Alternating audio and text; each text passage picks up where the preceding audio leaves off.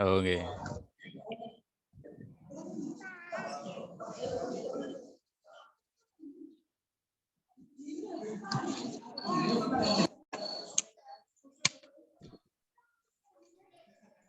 Eh, ini teman-teman masih makan semua, Pak.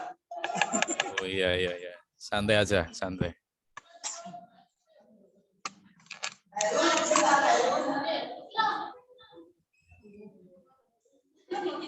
Terus pundi, Pak, kabarnya, Pak? Iya iya. Alhamdulillah. Sudah semester berapa ini ya? Semester 5. Semester 5. Ya. Cepet ya. Ya nang selesai. Nggak kerasa, Pak. Iya iya. Ada ini ya. Ada magang-magang gitu. Ada magang.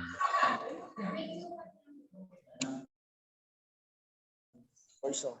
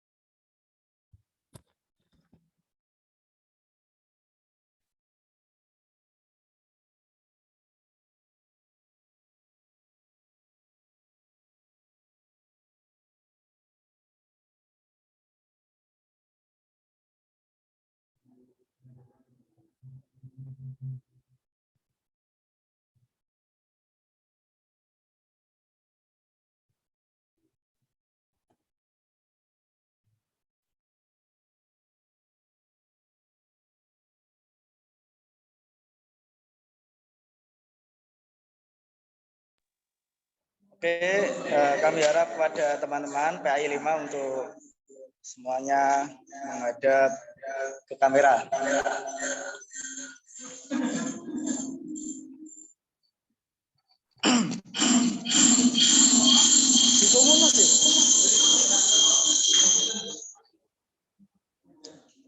Halo. Halo. Halo halo. Iya iya iya. Oke, ya, sudah siap ya teman-teman? Kita mulai. Iya, iya. Assalamualaikum warahmatullahi wabarakatuh. Waalaikumsalam warahmatullahi wabarakatuh. Alhamdulillahirrahmanirrahim. Wassalatu wassalamu ala asrafil anbiya wal mursalin. Sayyidina Maulana Muhammadin wa ala alihi washabbihi ajma'in, amma ba'du. Yang terhormat pengasuh Pondok Pesantren Tarbiyatul Aba Romo Kiai Haji Muhammad Bakir, yang terhormat Rektor Institut Agama Islam Tarbiyatul Aba beserta jajaran rektorat, yang terhormat Bapak Heru Siswanto, semoga sehat selalu Bapak. Alhamdulillah, iya ya. Yang akan memberikan materi pada kesempatan diskusi pada sore hari ini. Dan tak lupa teman-teman PAI 5 yang berbahagia. Alhamdulillah pada hari ini, pada sore hari ini kita masih diberi kesempatan oleh Allah SWT untuk tetap melakukan kegiatan rutinan kita, yaitu yang dinamakan diskusi Sabtu Senja. Ini merupakan salah satu kegiatan dari teman-teman PAI 5 rutinan setiap 2 minggu sekali, setiap hari Sabtu. Nah, kebetulan alhamdulillah pada hari ini tidak seperti biasanya. Dari ini kita akan langsung nanti akan diberikan materi oleh dosen kita Heru, yang nanti akan memberikan materi mengenai tentang Grid Min perguruan tinggi menuju riset university. Oke, sebelum kita buka diskusi pada sore hari ini, mari kita baca suratul Fatihah. Semoga diskusi ini bisa lancar dari awal hingga akhir nanti. Al-Fatihah. Iya, amin. Terima kasih. Untuk selanjutnya ini langsung saja ya, untuk menyikat waktu. Iya. Ini materi akan disampaikan oleh Bapak Dr. Heru Siswanto, MPDI. Beliau merupakan dosen PAI BSI atau berbasis studi interdisipliner pasca sarjana IAI Al-Khazini Sidoarjo. Beliau juga sebagai direktur Balai Peduli Pendidikan Indonesia, yang biasanya beliau mengupload kuotas yang diupload di Facebook atau di story WA. Itu sangat bagus sekali. Alamat rumahnya berada di Dusun Pringinanum, RT 9 RW 3, Desa Ploso, Kecamatan Krembung, Kabupaten Sidoarjo. Iya. Itu mungkin sekilas dari info dari beliau. Terus selanjutnya kita masuk ke pemaparan materi yang akan langsung disampaikan oleh Bapak Dr. Heru Siswanto. Kepada Bapak Heru Siswanto, kami persilakan.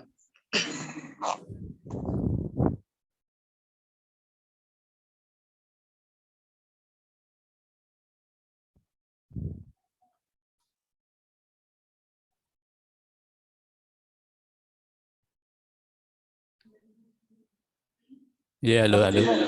Makan enggak? Halo. Sampun Pak, kedengaran. Ya, nggih, sampun. Monggo. Iya. Sudah kelihatan ya? Kameranya, Pak.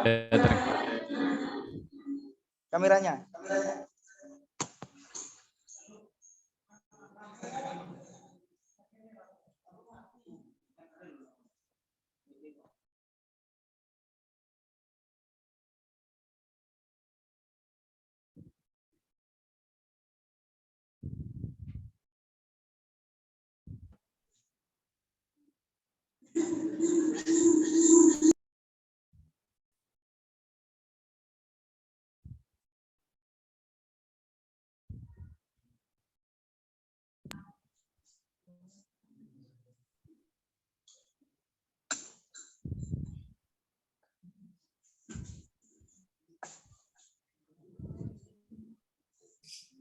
Halo, Pak Heru. Sebentar ya. Ya, agak sinyalnya ini agak ini. Oh, oke.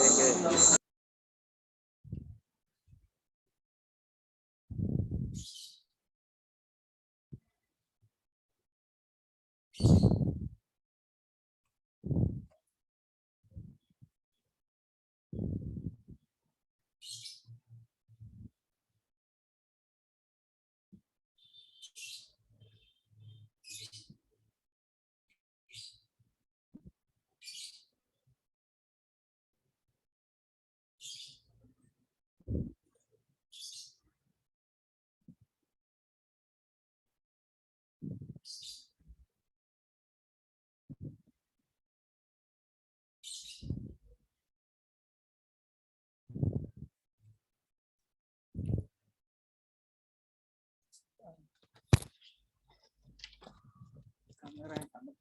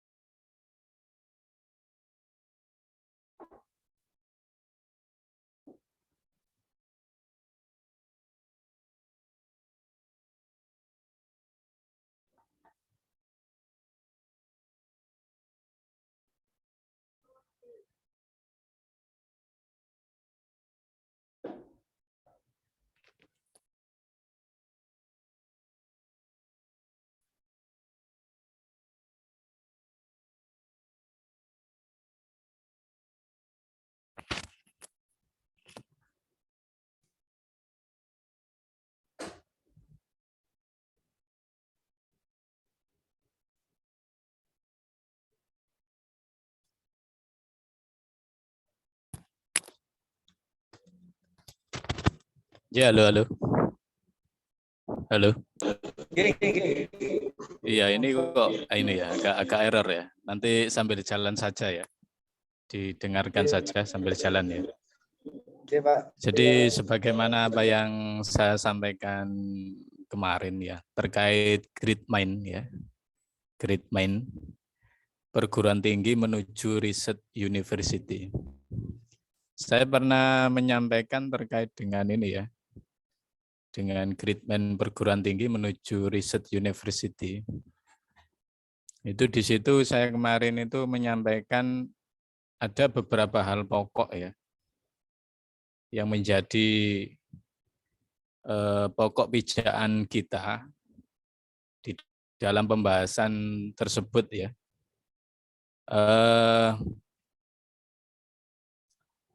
Di antaranya ada 7 sikap ilmiah yang seharusnya kita miliki selaku pelaku pendidikan. Ya. Terus sebagai mahasiswa, tentunya sebagai apa ini? Sebagai dosen, sebagai guru, harapan besarnya kita harus memiliki 7 sikap tersebut untuk mengantarkan yang namanya ini ya, untuk mendapatkan Great Mind ya, perguruan tinggi menuju riset university ya. 7 sikap tersebut antara lain diantaranya adalah sifat jujur. Diantaranya sifat jujur. Sifat jujur yang dimaksud di sini adalah kita berani menyampaikan sesuatu hal ya. Kalau misalkan itu baik, kalau misalkan itu benar, kita sampaikan ya baik, ya benar. Karena prinsipnya gini, selaku ilmuwan, selaku seorang pendidik, termasuk kita sebagai seorang pendidik, itu tuntutannya adalah kita boleh salah tapi nggak boleh bohong. Lain halnya ketika sebagai politisi, kalau politisi beda lagi ya. Kalau politisi itu kan sifatnya adalah boleh bohong, ya, tapi nggak boleh salah. Ya, boleh bohong, tapi nggak boleh salah. Oleh karena itu, dalam hal ini ya kita dituntut istilahnya jujur di sini. Jujur itu sejak dalam pikiran kita. Jujur sejak dalam pikiran kita. Ya. Sehingga nanti mempengaruhi tingkah laku kita, perbuatan kita, sikap kita, dan lain sebagainya. Yang pertama jujur. Kemudian yang kedua, kita dituntut istilahnya itu adalah memiliki sifat terbuka. Terbuka dalam hal ini adalah kita berani istilahnya itu adalah menciptakan peluang zaman. Ya, peluang zaman. Peluang zaman yang dimaksud di sini, kita hidup di era 4.0. Kita hidup di era 5.0. Tuntutannya itu adalah kita bisa menyikapi segala keadaan. Mungkin dulu sebelum era itu, ya. Tuntutannya adalah kita kalau misalkan belajar suatu ilmu pengetahuan, ya,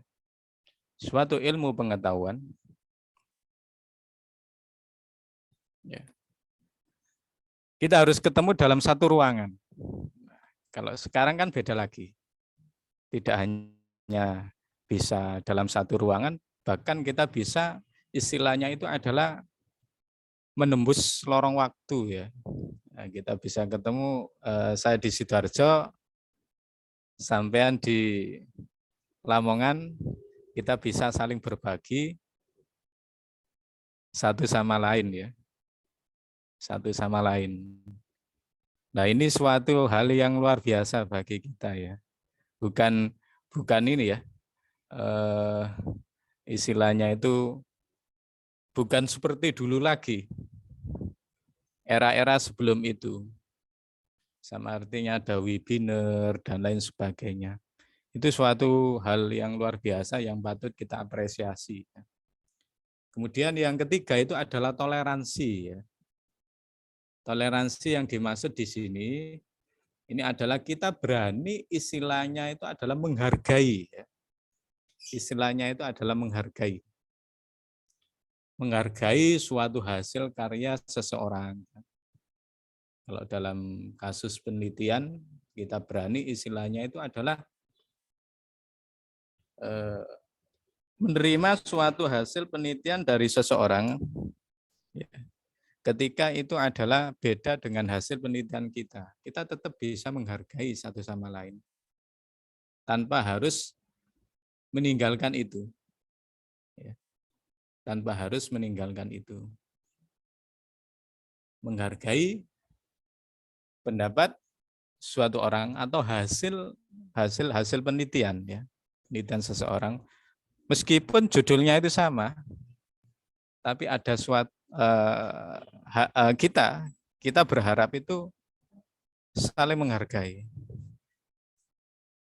ya, saling menghargai, toleransi. Kemudian ada istilah skeptis, ya.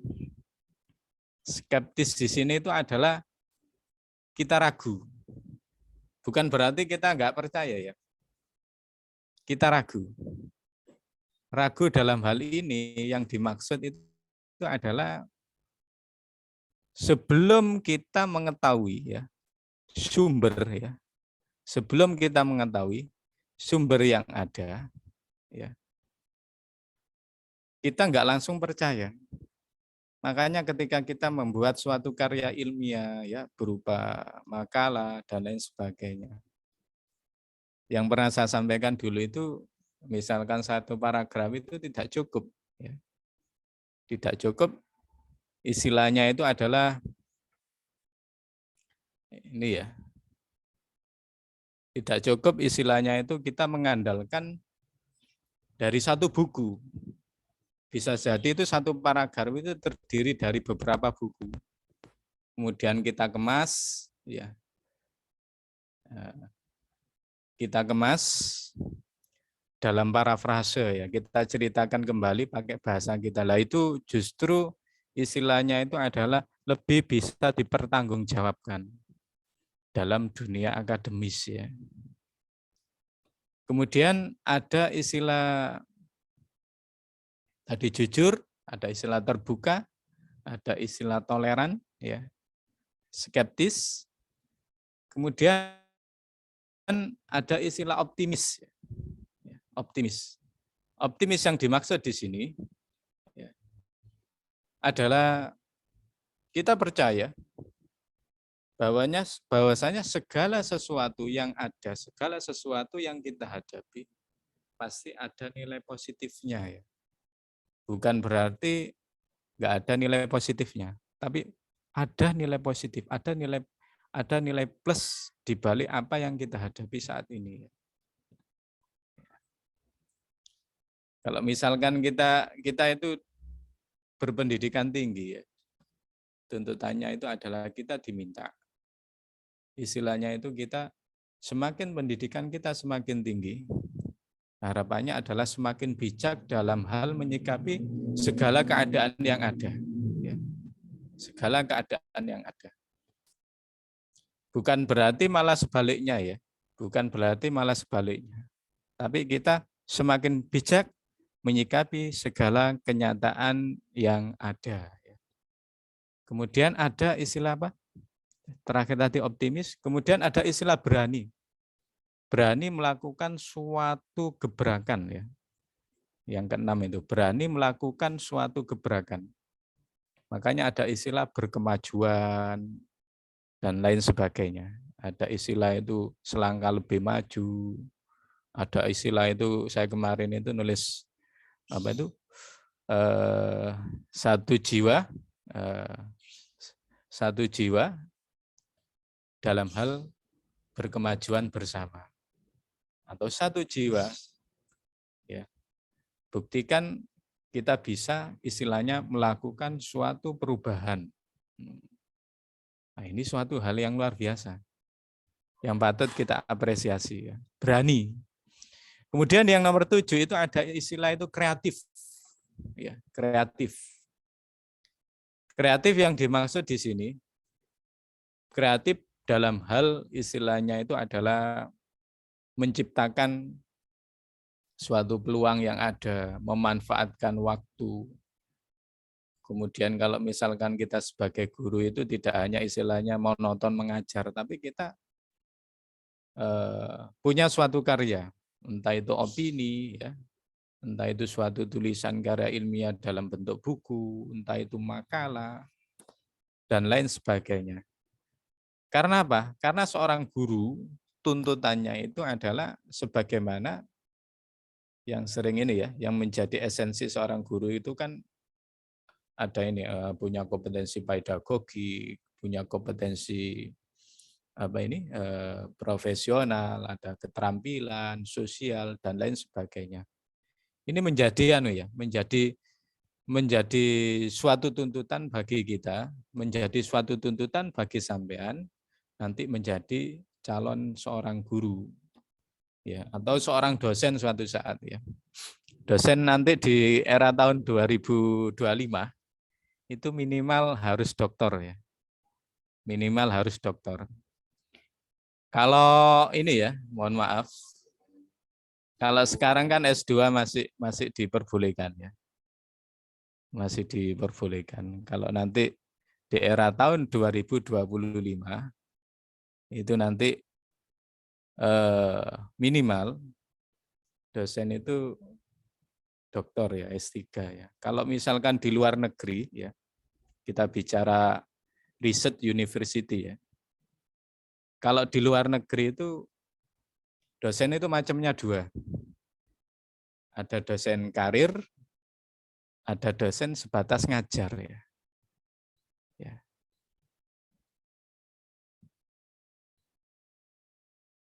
Kalau dosen karir, ya. Kalau dosen karir itu jenjang akademiknya minimal ketika ngelamar di suatu perguruan tinggi itu minimal S3. Jadi nanti itu pangkatnya itu bukan ini ya, bukan istilahnya itu bukan asisten ahli ya. Kalau S2 kan masuk menjadi dosen, kemudian kepangkatannya itu kan asisten ahli. Kalau di luar negeri itu minimal S3 ya. Kalau misalkan ke ini apa ini untuk berkarir ya, untuk dosen karir minimal S3 langsung kepangkatannya itu adalah asisten profesor ya. Kemudian 5 tahun lagi bisa mengajukan associate profesor ya, setengah profesor ya. Baru terakhir guru besar atau full profesor. Kalau misalkan di Indonesia itu kalau S3 itu lektor. Kemudian kalau misalkan sudah 2 tahun lagi bisa mengajukan lektor kepala. Terakhir itu baru profesor itu ya, profesor penuh ya, guru besar. Nah,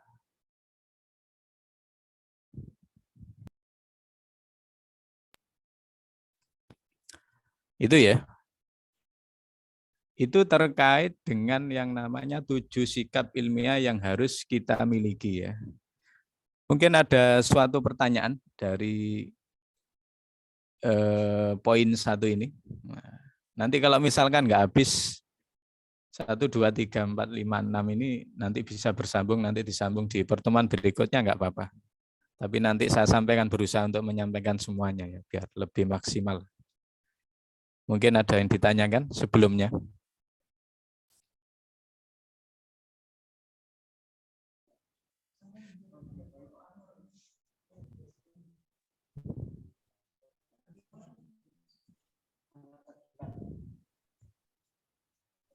Ya, kita diskusi aja sambil barangkali ada yang ditanyakan. Oke, mungkin dari teman-teman ada yang tanya.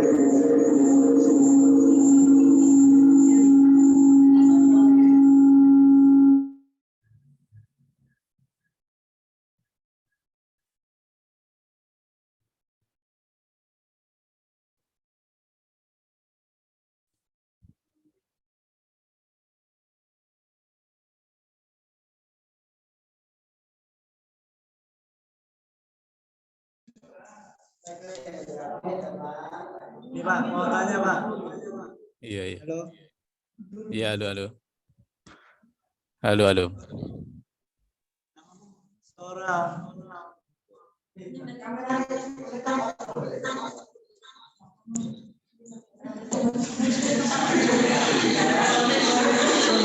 halo. Halo, halo. Ya Pak, Iya. tadi dijelaskan bahwa seorang guru itu Mm-mm. memiliki tuntutan bahwa seorang guru harus Iya. halo. Iya, halo, halo. Tadi dijelaskan Pak bahwasanya guru Mm-mm. itu dituntut untuk memahami 4 hal, yaitu tentang ilmu pedagogik, profesionalitas, sosial, dan keterampilan. Iya, Nah, kompetensi ya. untuk mengembangkan profesionalitas guru dalam pendidikan itu gimana Pak? Cukup. Mengembangkan. Oh iya. Nah, itu nanti sebetulnya di ini ya. Untuk mengembangkan keprofesionalan seorang guru ya dalam bidang suatu pendidikan. Ini sebetulnya nanti dibahas di poin ini, 3 peran nyata perguruan tinggi. 3 peran nyata perguruan tinggi, termasuk dibahas di strategi mengajar di perguruan tinggi. Di situ ada 3 peran, ya. Ada 3 peran nyata perguruan tinggi. Di antaranya adalah yang pertama itu adalah melatih keterampilan yang berkaitan dengan kepemimpinan. Ya. Halo? Ya. Nyata, ya. Jawabannya sebenarnya di situ. Ada 3 peran nyata perguruan tinggi. Yang pertama itu adalah melatih, ya, melatih keterampilan peserta didik atau mahasiswa sebagai ini ya, sebagai agen of change yang suatu saat itu menjadi agen of excellence ya istilahnya itu. Dilatih untuk menjadi pemimpin sebaik mungkin atau istilahnya itu leadership. Kalau misalkan dalam suatu ini ya, mohon maaf dalam suatu dalam suatu kampus ya. Kalau misalkan ada acara, ada apa, kemudian melibatkan mahasiswa menjadi menjadi panitia ya kecil-kecilan, itu bagian dari ini ya, membangun profesionalisme, kompetensi profesionalisme yang kita punya, profesionalisme yang seharusnya kita punya, yang seharusnya nanti bisa dikembangkan setelah kita mendapatkan gelar SPD. Kemudian yang kedua itu ada istilah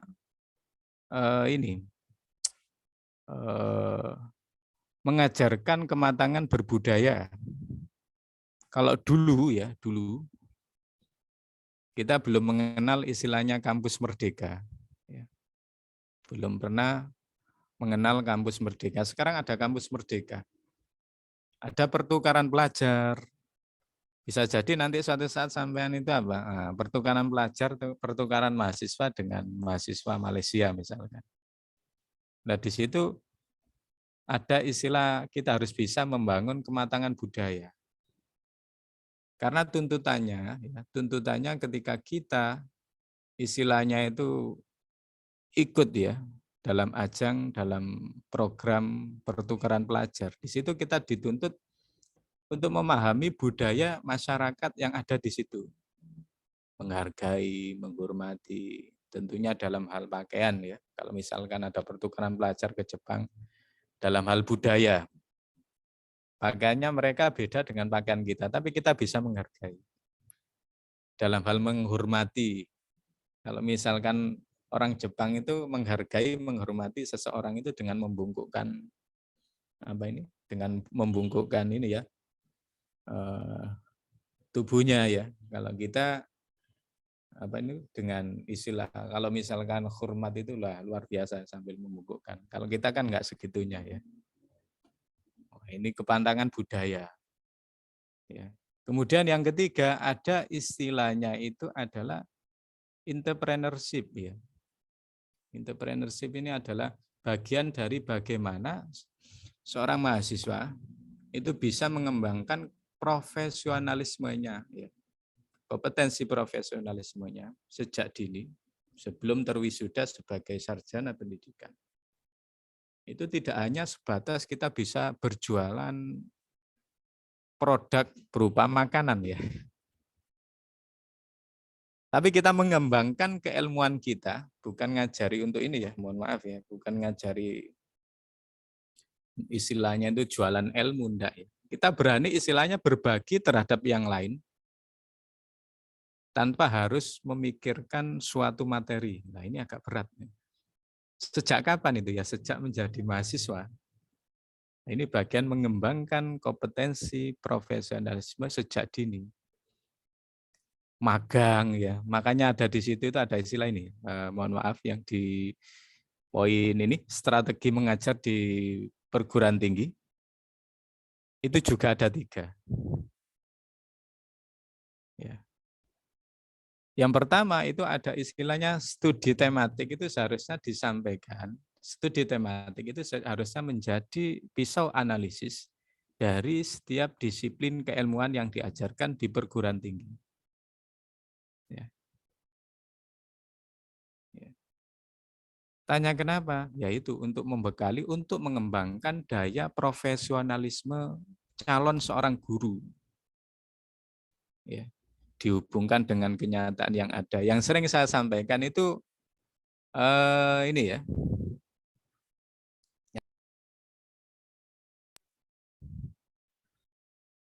Dalam suatu penelitian atau ketika saya memberikan mata kuliah ini ya, mata kuliah medpen kualitatif.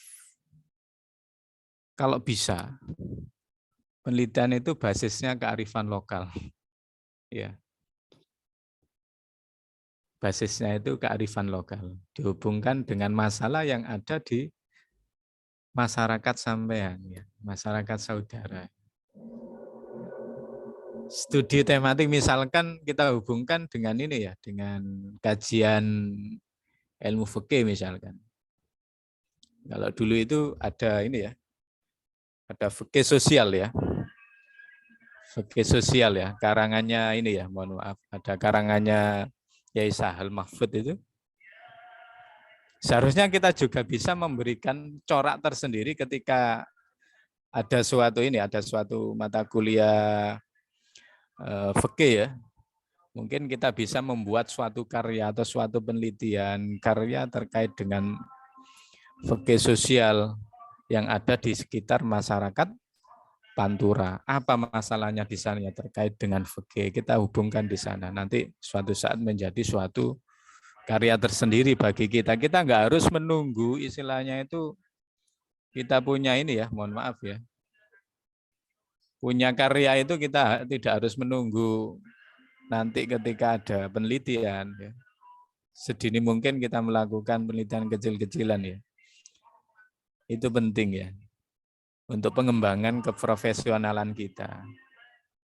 Kemudian yang kedua, itu ada istilah general education. Yang dimaksud dengan general education di sini itu adalah penting istilahnya ekstrakurikuler itu penting, mengikuti ekstrakurikuler atau kegiatan-kegiatan di luar kampus, di luar jam kuliah untuk pengembangan bakat kita itu penting. Dalam hal apa ini? Dalam pentingnya mengembangkan keprofesionalan kita atau bakat yang masih terpendam, harapannya bisa istilahnya bisa kita kembangkan. Andaikan nanti setelah lulus sebagai ini ya, kita sudah lulus sebagai mahasiswa, ternobatkan sebagai sarjana pendidikan, ya, relasi nilai plusnya itu terlihat. Kita sering istilahnya itu, kita sering melihat ya, melihat dulu sama-sama kita sebagai mahasiswa misalnya dengan teman kita di kelas. Tapi ketika sudah turun di lapangan, ketika sudah terwisuda, kok nilainya beda ya? Atau misalkan itu kok ini ya, kok lebih lincah teman saya daripada saya. Oh, ternyata di situ kelincahannya itu ya, kelincahannya untuk mencari relasi satu sama lain. Ternyata itu terdukung ketika dia itu menjadi sebagai mahasiswa turut serta ikut kegiatan ekstrakurikuler dan semua keterampilan-keterampilan ya yang didapat di situ bisa dikembangkan ketika sudah terjun di masyarakat. Terlihat marwahnya itu terlihat ya. Karena sejak dulu ya sejak sebagai mahasiswa termotivasi untuk melakukan suatu hal-hal pengembangan bakatnya ya. Nah, kemudian yang terakhir itu ada istilah magang. Magang itu seharusnya nggak harus ini, nggak harus nunggu. PPL semester berapa sampean ya? Untuk PPL itu semester berapa? Semester 7. Semester 7 ya. Tapi sebelum semester 7 itu kan ada istilah magang ya. Ada nggak magang? Oke. Ada. Ya, itu luar biasa itu ya. Andaikan punya ini ya, nggak andaikan sampean punya yayasan sendiri atau apa. Nah, sebetulnya itu kan bisa nanti ya. Untuk upaya pensiasatan nggak harus nunggu semester 7. Ngabdi di pondok atau apa, atau di TPG, atau di Madin, atau di lembaga kursus dan lain sebagainya. Itu bagian dari magang. Untuk pengembangan keprofesionalan kita sejak dini sebelum kita ternobatkan sebagai sarjana pendidikan. Nah, ini sebetulnya pertanyaan sampean terjawab di ini ya, 3 peran nyata perguruan tinggi, kemudian 3 strategi mengajar di perguruan tinggi. Seharusnya seperti itu. Menuju apa? Menuju riset university. Harapannya itu ke sana. Indonesia posisinya sekarang itu pada level teaching university. Teaching university. Lebih banyak bahasa sederhananya itu lebih banyak di kelas, lebih banyak menyampaikan teori ya daripada menyampaikan praktek ya, daripada magang bahasanya tadi itu. Daripada istilahnya itu benar-benar mencari pengalaman ya. Harapannya ke depan ya berubah ya dari teaching university menuju research university. Posisi kita sekarang masih teaching university. Nah, ini masih raba-raba, masih satu sama lain ya. Kampus-kampus yang di Indonesia ini berusaha menuju ke sana. Pernah dengar nggak ada istilah ini? Mohon maaf ya, ada istilah apa ini? Magister by research ya. Ada doktor by research ya. Sepertinya dulu pernah saya sampaikan itu ya. Pernah ya? Ada doktor by research, ada magister by research. Belum, Mbak. Pernah ya? Pernah nggak? Oke. Lupa. Nah, sebetulnya itu di Malaysia itu sudah lama itu ya. Kalau di Indonesia baru dibahas itu ya. Di Indonesia baru dibahas. Ya, baru dibahas tapi belum berjalan. Ya. Padahal magister by research, kemudian doktor by research itu 1,5 tahun itu sudah bisa ya, sudah selesai ya. Ya. 1 semester itu untuk pengembangan metodologis, selebihnya itu melakukan penelitian. Itu di luar ya. 1,5 tahun itu sudah bisa ya. Bahkan 2 tahun itu magister doktor itu bisa selesai, sudah selesai. Kalau di Indonesia kan enggak. Magister itu minimal harus 2 tahun ya. Dokter minimal 3,5 tahun ya. Nah, ini masih butuh belajar ke ini ya.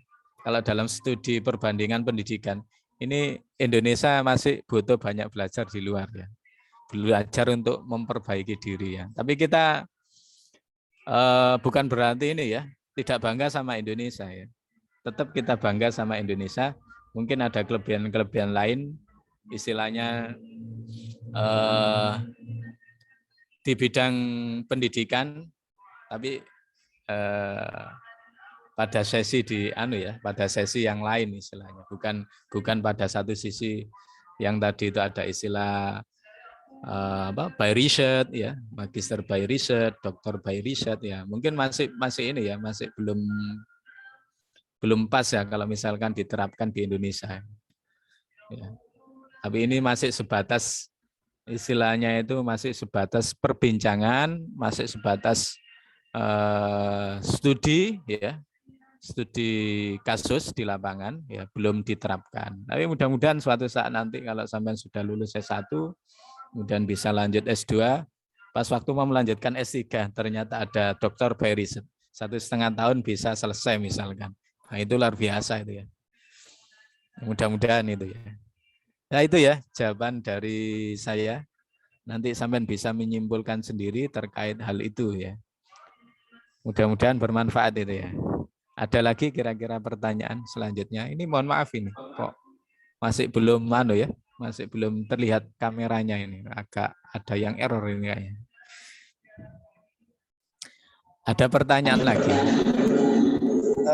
Ini mungkin satu pertanyaan lagi, Pak. Setelah ini mungkin. Halo? Ya, halo. Ya, ini mungkin ada satu pertanyaan lagi. Yeah.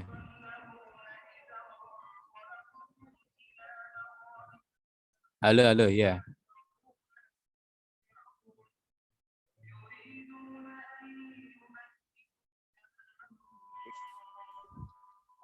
Halo. Halo. Yeah. Ini ada satu pertanyaan lagi dari teman-teman, Pak. Yeah. Setelah itu mungkin kita akhiri dulu untuk kesempatan hari ini karena waktunya juga ini sudah maghrib. Betul apa gitu? Iya, monggo. Oke, monggo yang mau bertanya dari teman-teman.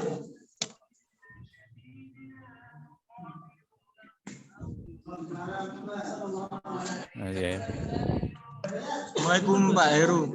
Iya, waalaikumsalam. Tetangganya. Iya, tetangganya. Ya nanti kapan-kapan teman-teman diajak ini ya. Pripun kabar iki? Ya, alhamdulillah. Teman-teman dijamain ke Bulangan kalau liburan. Saya biasanya liburan ke Bulangan. Iya. Oh nggih. Insyaallah mangke kula dolen. Iya, monggo. Nggih Pak. Kula ajengi tanglet, Pak. Iya. Begini.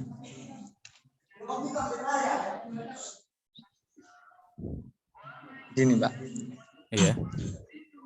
Sekarang nopo sejauh yang saya tahu di isu-isu yang terkini, di berita-berita terkini itu banyak sekali perlakuan dari orang-orang yang memiliki pendidikan lah, atau orang-orang yang tersohor di masyarakat juga.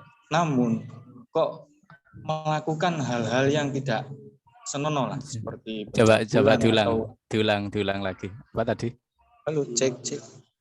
Iya, halo. Nggih. Dengar ya, Pak? Nggih, halo. Lanjut. Nggih. Oke. Nggih, kenapa?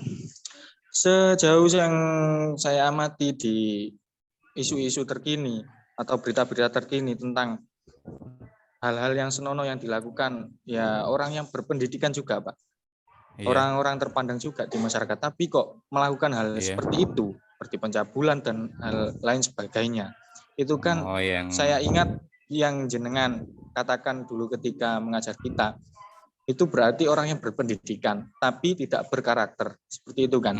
Terus orang yang berkarakter tadi kan penting sekali dalam melaksanakan kesehariannya, orang yang berpendidikan tadi. Berarti itu termasuk keprofesionalan dalam dirinya. Gitu. Terus yang saya tanyakan pendapatnya jenengan tentang apakah kedepannya itu akan menjadi hal yang lumrah atau sudah biasa gitu. Karena kalau yang saya pahami, yang saya asumsikan itu kedepannya ya akan kayak wis biasa gitu, akan berlanjut karena dulu ada dosen mencabuli mahasiswanya. Sekarang tadi pagi dibacakan oleh teman saya itu ada kiai mencabuli santrinya sampai melahirkan beberapa anak sampai gitu, serem sekali. Nah, pendapat jenengan itu, apakah itu bisa menjadi hal yang lumrah? Terus kalau enggak, bagaimana cara menanggulanginya? Apakah yang harus kita lakukan sebagai agent of change tadi seperti itu? Oh iya. Oke, terima kasih ya. Jadi banyak hal ya lingkungan atau masyarakat yang ada di sekitar kita itu bagian dari laboratorium kita. Kita seharusnya memang menyikapi segala keadaan yang ada. Saya pernah menyampaikan pendidikan tinggi itu tidak menjamin seseorang itu punya karakter, ya. Karena karakter itu tidak hanya dibentuk oleh jenjang pendidikan tinggi, tapi juga bisa dibentuk dengan yang namanya lingkungan sekitar. Lingkungan sekitar. Kemudian muncul seperti halnya kasus di mana itu di Bekasi, ya, di Bekasi. Yang katanya itu adalah seorang ustadz, ya, kemudian mencabuli santri-santrinya, bahkan ada yang hamil dan lain sebagainya. Nah itu mencoreng, ya, mencoreng nama baik, ya, mencoreng nama baik seorang ustadz. Oh, istilahnya itu ustadz di situ. Bahkan kemarin itu saya tadi pagi itu ada yang punya pernyataan itu bukan pondok, ya, tapi itu asrama, sekolah yang ada asrama. Ya. Upaya penyikapan kita sebagai agen of change sesuatu hal, ya, sesuatu hal yang buruk, ya, di mata kita. Kemudian ada sesuatu hal yang baik di hadapan kita. Kita memilih sesuatu hal yang baik. Sesuatu hal yang buruk tadi cukup istilahnya kita jadikan suatu ini, ya. Ibaratnya kan ada ini, ya, ibaratnya kalau misalkan ini, ya, sisi mata uang itu kan pasti, ya, ada sisi, ya, kalau misalkan kita balik itu kan ada yang di atas, ada yang di bawah. Kalau kita istilahnya itu kita berdirikan itu kan sisi samping kanan, sisi samping kiri, ya, sisi samping kanan, sisi samping kiri, ya. Manusia itu pasti ada sisi baik, ada sisi buruknya. Seseorang itu bisa melakukan suatu hal keburukan, ya, itu karena lingkungan, karena kurangnya panutan, karena kurangnya contoh yang ada di depan. Makanya dalam dunia pendidikan itu ada istilah modeling, controlling, conditioning, ya, pembiasan dan lain sebagainya. Ada bahasa guyonan saya dulu itu, seorang kiai, ya, melakukan suatu hal keburukan, seorang ustadz melakukan suatu hal keburukan, bahkan seorang ini, mohon maaf, ya, mohon maaf, bahkan seorang guru pendidikan agama Islam, misalkan melakukan suatu keburukan, itu yang bisa memberikan nasihat itu adalah siapa? Nah, saya pernah pakai bahasa guyonan itu, ya orang terdekat. Orang terdekat itu siapa? Bukan gurunya, ya, bukan ustadznya, tapi istrinya, ya, istrinya. Makanya kalau dalam bahasa guyonan saya, carilah istri yang sekiranya itu bisa menasihati kita. Karena belum tentu, ya, kita dengan pendidikan tinggi, dengan kepandaian kita, dengan gelar yang kita punya, kemudian kita itu pasti lurus itu, ya ini, ya nggak jamin itu, ya, nggak jamin, mohon maaf, ya. Kalau dalam filosofi Jawa itu kan digambarkan seperti ini, ya, seperti keris itu ada luknya itu. Ya, kadang itu lurus, kadang itu bengkong dan lain sebagainya. Itu suatu kewajaran. Makanya butuh teman dekat. Istri itu bagian dari teman dekat yang menunjukkan kita, yang menasihati kita. Kalau kita punya istri, kalau kita belum punya istri, ya orang tua kita, orang terdekat, ya. Makanya pengaruhnya itu cukup luar biasa. Orang terdekat itu, ya, harapannya harus selalu bisa istilahnya memberikan contoh yang baik, atau istilahnya itu bisa ngontrol, bisa memberikan perhatian yang luar biasa, memberikan apresiasi yang luar biasa ketika melakukan suatu kebaikan. Sebaliknya ketika melakukan suatu keburukan, harapannya bersama itu adalah saling bisa istilahnya itu menerima satu sama lain dan menasihati, menunjukkan jalan yang tepat. Ya itu, ya, yang bisa saya sampaikan, ya. Mudah-mudahan barokah dan bermanfaatnya. Mungkin lain waktu nanti bisa nyambung lagi lah. Nah, ini ada yang error ini, ya. Sejak tadi pagi ini laptopnya saya pakai terus, ya. Ya, mudah-mudahan nanti ini, ya, nanti kalau pas nyambung lagi nanti kameranya bisa hidup ya. Mohon maaf, ini sejak tadi pagi saya ada kelas online ini nggak seperti ini. Mungkin ada ini ya, laptopnya capek apa itu. Ya, nanti bisa nyambung di pertemuan berikutnya nanti. Nggak apa-apa, nanti jangan sungkan-sungkan ngundang ya. Jangan sungkan-sungkan ngundang. Nanti ada kesempatan ngundang saya lagi nggak apa-apa. Nanti nggak harus di forum ini ya, nggak harus di dalam forum angkatan ya. Mungkin di BMI atau nanti IPENU atau apa, nggak apa-apa, terserah sampean. Ya, bisa berbagi kelas jauh lah ya, Mas. Mohon maaf ya, barangkali penyampaian saya kurang sempurna ya. Mohon maaf ya. Nanti selebihnya nanti bisa baca-baca inilah di FB saya, nanti ada ini update ya. Iya ya. Mungkin untuk yang terakhir niki closing statement Pak. Sampai akan. Oke. Closing statement dari Bapak. Iya. Harapan saya mencari pengalaman ya, harapan saya mencari pengalaman tidak harus di dalam kampus ya. Tidak harus di dalam kampus. Kita bisa memanfaatkan waktu luang kita di luar kampus ya. Seperti halnya diskusi tidak hanya di dalam ruangan ya. Tidak hanya dalam saat kita ketemu ya. Kita bisa memanfaatkan, bisa diskusi menembus lorong waktu istilahnya. Kita memanfaatkan teknologi yang ada. Seperti halnya hari ini ya.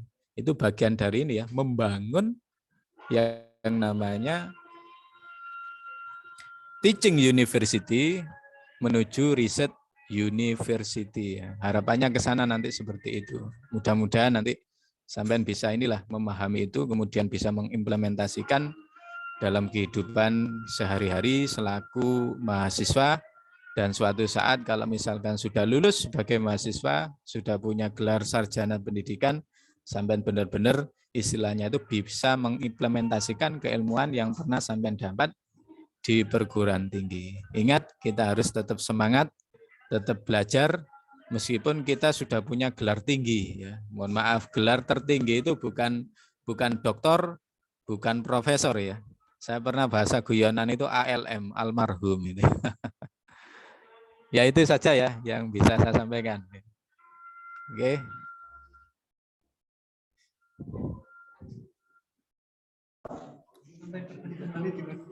Oke, terima kasih kami sampaikan kepada Pak Heri Siswanto atas kesediaan beliau untuk mengisi materi di acara diskusi kami pada sore hari ini. Tentunya banyak sekali tadi yang kami dapat, dan ini bukan hal baru.